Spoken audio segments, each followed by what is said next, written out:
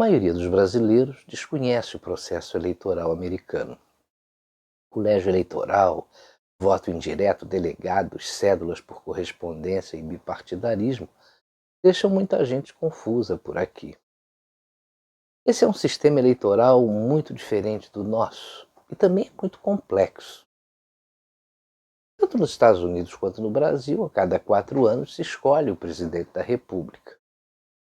Lá a urna eletrônica é opcional, não é obrigatória. O Estado decide. O voto é secreto, é depositado numa urna, mas o americano também pode votar pelo correio. Essa semana o jornal Correio Brasiliense publicou matéria explicando como é que é a votação lá nos Estados Unidos e esclareceu muitas dúvidas que eu tinha. Mas além disso tudo aí que eu já falei, existem duas outras diferenças fundamentais na eleição norte-americana. A primeira está ligada à modalidade do voto. Nos Estados Unidos, os eleitores não são obrigados a votar, ou, como se diz por aqui, a exercer a cidadania. O voto é facultativo. Para mim, isso é que é exercício de cidadania. Você vota se quiser, não é obrigado a nada. No dia da eleição, o cidadão pode comparecer ou não às urnas. E se ele não votar, não vai ter nenhum prejuízo. Por causa disso, uma campanha diferente precisa ser feita pelos candidatos. Eles precisam convencer as pessoas que não estão mobilizadas politicamente a participarem da eleição. A segunda diferença, e eu acho que é aquela que gera mais dúvidas, está no caráter indireto da eleição. Nos Estados Unidos, apesar dos eleitores marcarem o nome do candidato nas cédulas, os votos são encaminhados para os chamados delegados do colégio eleitoral. Esses delegados, por sua vez, vão representar os eleitores do seu estado, confirmando a maioria dos votos populares em determinado candidato. E é justamente por causa dessa representação que existe uma série de dificuldades que as pesquisas de opinião possam dar aí uma previsão do que na realidade está acontecendo na eleição americana. A eleição de 2016, onde Donald Trump saiu vitorioso, é um dos maiores exemplos disso. Ninguém achava que ele venceria. Se você visse as pesquisas, não tinha a menor chance. Como aconteceu até aqui com o Bolsonaro. E o Trump lá venceu. Nos Estados Unidos, a presidência acaba sendo disputada entre dois partidos, o democrata e o republicano. Apesar desses dois partidos serem os maiores e mais importantes do país, eles não são os únicos nas eleições desse ano. Existem mais 9 partidos que concorrem à Casa Branca. Mas esses partidos não têm expressão nenhuma e por isso não aparecem nas pesquisas, em alguns casos nem nas cédulas eleitorais de alguns estados. Veja só esse quadro publicado pelo Correio Brasiliense, que mostra algumas bandeiras do Partido Democrata e do Partido Republicano. Filosofia. Um é liberal de esquerda, o outro conservador de direita. Ideias econômicas. Defendem a existência do salário mínimo, impostos maiores àqueles com renda mais altas, enquanto o outro defende que os salários devam ser estabelecidos pelo mercado e que os impostos devam ser iguais independentemente da renda. Ideais sociais. Democrata, baseados na responsabilidade comunitária e social, e republicanos, baseados nos direitos individuais e na justiça.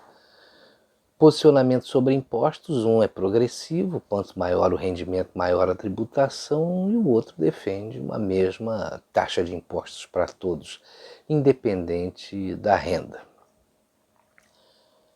Postura em questões militares. Democrata, diminuição de gastos, republicanos, aumento de gastos.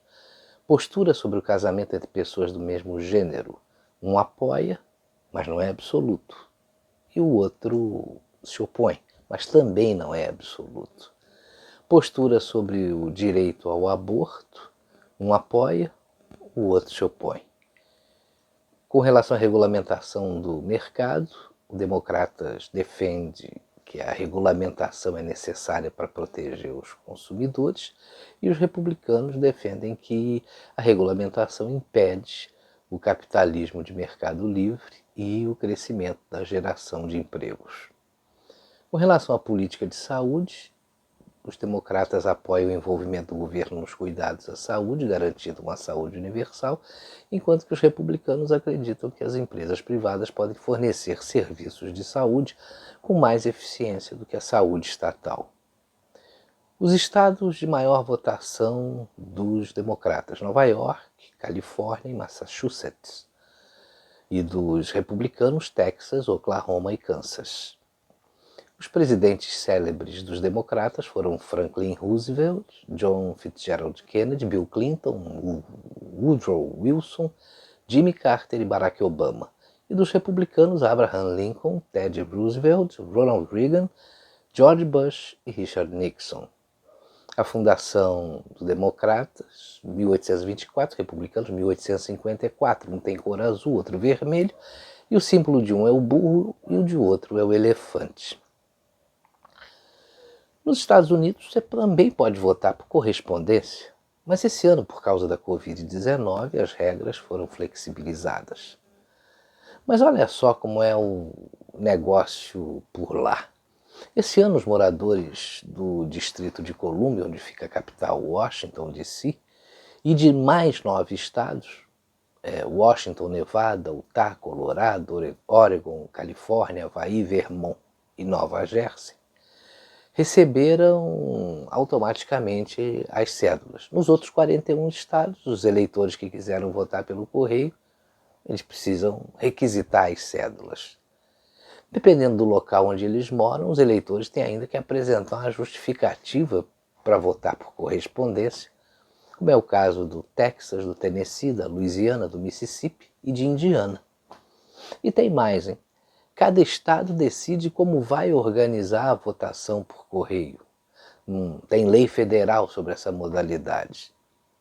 Agora você imagina se isso acontecesse aqui no Brasil. Depois do que a gente viu de roubalheira durante essa pandemia, os votos virariam moeda de troca para muita coisa não republicana, pode ter certeza. Veja que na eleição presidencial de 2016, para você ter uma ideia, 24% do total de votantes enviaram os seus votos pelo correio nos Estados Unidos. Na época foram recebidos 33 milhões de votos. Esse ano, por causa da pandemia e da situação de emergência sanitária, de acordo com o projeto da Universidade da Flórida, mais de 60 milhões de pessoas já enviaram as cédulas pelo correio. A expectativa é de que haja um recorde de participação eleitoral esse ano. Nos Estados Unidos, você também pode antecipar o voto, é uma outra coisa que não acontece por aqui. O prazo varia de estado para estado, e em alguns você pode votar até 50 dias antes, e em outros apenas 5 dias antes da data marcada para as eleições. Esse ano, cerca de 35 milhões de pessoas anteciparam seus votos. Mas no país do tio Sam aí não basta vencer a eleição nas urnas, você tem que ganhar no colégio eleitoral. Aí tem que obter a maioria dos 538 votos dos delegados. A matéria do Correio Brasiliense também esclarece bem essa questão. Cada região nos Estados Unidos tem uma quantidade diferente de delegados, que é proporcional à população local. A Califórnia, por exemplo, tem 55 delegados, por seus 39 milhões e meio de habitantes. Cerca de 12% da população dos Estados Unidos. Portanto, o candidato com mais votos populares no estado conquista 55 delegados para a disputa, de acordo com um sistema deles que se chama o vencedor leva tudo, em que o candidato que sobressaiu naquele estado fica com todos os delegados. E não importa qual seja a margem de votos entre os competidores. Mas existem exceções. As exceções são Nebraska e Maine, com 4 e 5 delegados, respectivamente, que dividem os votos de maneira assim mais proporcional. Por causa desse complexo sistema aí eleitoral, alguns estados são mais importantes do que outros durante essa corrida à Casa Branca. e se transformaram no foco das campanhas dos candidatos. São chamados estados campos de batalha. Para ser declarado vencedor, o candidato tem que recolher pelo menos aí 270 votos dos delegados. Esse ano, 12 estados estão no centro das atenções dos democratas e republicanos e prometem ser decisivos. Texas, Flórida, Pensilvânia, Ohio, Michigan, Geórgia, Carolina do Norte, Arizona, Wisconsin, Minnesota, Iowa e Nevada. Cada um desses estados que estão no meio dessa guerra por votos tem as suas peculiaridades. Em alguns casos é por causa do alto número de delegados, em outros por serem estados que alternam entre os que elegem republicanos ou democratas a cada eleição, os chamados swing states ou estados pêndulo, ou ainda pelas características demográficas e econômicas que podem definir eleições em determinados cenários, de acordo com alguns nichos. Na apuração e certificação dos votos, acontece o seguinte lá nos Estados Unidos. A apuração ocorre em duas etapas. Primeiro, a cédula é autenticada, um órgão estadual verifica se a assinatura é compatível com a do documento do eleitor e, em caso afirmativo, libera para a contagem. Essa etapa pode ocorrer imediatamente após o recebimento da cédula, nos casos dos votos antecipados ou via correios, ou a partir de uma data específica. Alguns estados só permitem que a cédula seja preparada no dia seguinte da eleição ou após o fechamento das urnas, o que pode atrasar a divulgação do resultado. Em todos os estados, os resultados da votação postal eles só são anunciados junto com a apuração dos votos presenciais. Em alguns casos, eles demoram até a sair. Na Califórnia, por exemplo, em 2016, a contagem completa só terminou um mês depois da eleição. Então, assim como as demais regras eleitorais nos Estados Unidos, os prazos para a certificação dos resultados são definidos por cada estado. Além disso, todos os 50 estados norte-americanos prevêem a recontagem dos votos. Em pelo menos 20 deles, há na legislação a determinação de que a recontagem seja feita automaticamente caso a vitória de um candidato fique dentro de uma determinada margem. E tem mais, hein? Em 43 estados, candidatos, partidos políticos e até eleitores podem solicitar uma nova apuração. Nesses casos, os resultados da eleição eles vão ser suspensos até a conclusão desse processo. Bom, falei demais até, né? Eu acho que deu para ter uma ideia do sistema eleitoral, como eu já disse, que é muito complexo. Agora a gente tem que aguardar o resultado, que vem acompanhado de muita polêmica. Veja aí, o Trump já anunciou que vai questionar a contagem de votos de 5 estados. Ontem foi descoberto na Flórida um esquema para registrar pessoas mortas para votar, o que acabou reforçando as suspeitas de Trump. E ontem, também no condado de Fairfax, no estado da Virgínia, houve uma constatação de que deram acidentalmente 100 mil votos para mais, ou melhor, 100 mil votos a mais para o Joe Biden. Então tem muita polêmica à vista nessa eleição, né, que parece meio descontrolada, sem confiança e com uma grande probabilidade de fraude, como a gente está vendo. Agora você já pode imaginar o que vai acontecer na nossa eleição aqui em 2022, né?